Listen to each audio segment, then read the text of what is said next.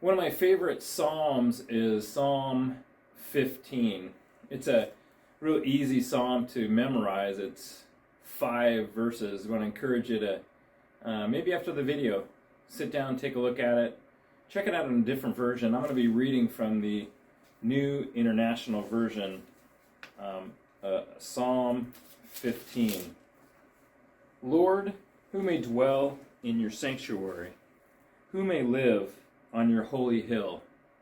He whose walk is blameless, and who does what is righteous, who speaks the truth from his heart, and has no slander on his tongue, who does his neighbor no wrong, and casts no slur on his fellow man, who despises a vile man, but honors those who fear the Lord, who keeps his oath even when it hurts, who lends his money without usury, and does not accept a bribe against the innocent. He who does these things will never be shaken.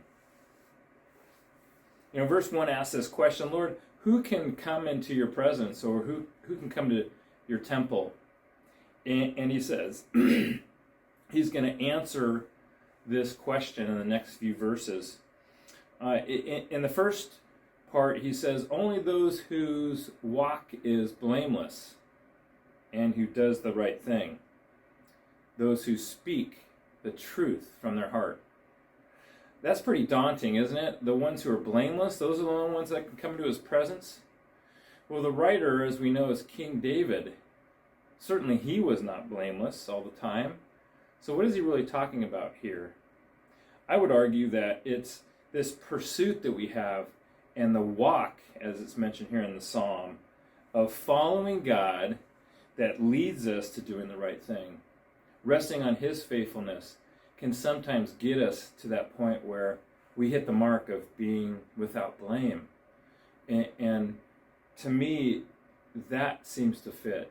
That as we are preparing to enter his presence, we plead on his faithfulness in our life and who he is to gain entrance. In verse 3, he adds that there is no slander or slur from those folks who want to enter his presence. It's interesting to note that in the book of James, it talks a lot about the tongue, and that's what David's talking about here, about those righteous wanting to enter into God's presence. The tongue, it's a small part of the body, but it makes great boast in the book of James. He says, with it we praise God, and with that same tongue we curse men. That is an interesting thing. Have you ever been there? I have. One moment you were positive and you're thanking somebody, and the next moment you're judging and cursing them. I find myself at that point sometimes too. Verse 4 says, take on the role of judgment. Interesting. Or considering how we need to call out other believers. It says we despise a vile man, but honor a God-fearing man or honor a God-fearing woman. We need to be okay with saying, that's just not right with one of our brothers and sisters, and call them out on it. By the same token, the writer of Hebrews says, let us encourage each other and spur each other on towards love and good deeds. And this is really key, because we need to draw inspiration from one another, especially when we're doing the right thing. And then he ends with saying, let your yes be yes and your no is no's, or keep your oath even when it hurts. I like that. Boy, this is tough for us as parents, right? As we try to discipline, or as we try to say some different things, hey, this is coming right from mom or coming right from dad. We're united on this, so we want to keep our yeses yeses and our no's no's. Excuse me.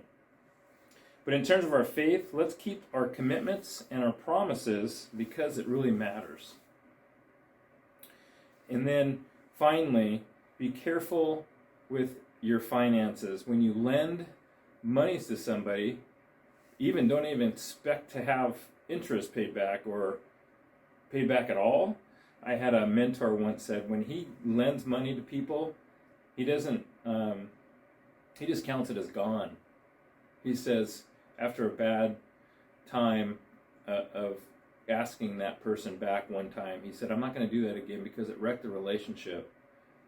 Boy, that really said something to me. So if you lend something to somebody, especially financial arrangement, be careful that it doesn't wreck the relationship. I appreciated that.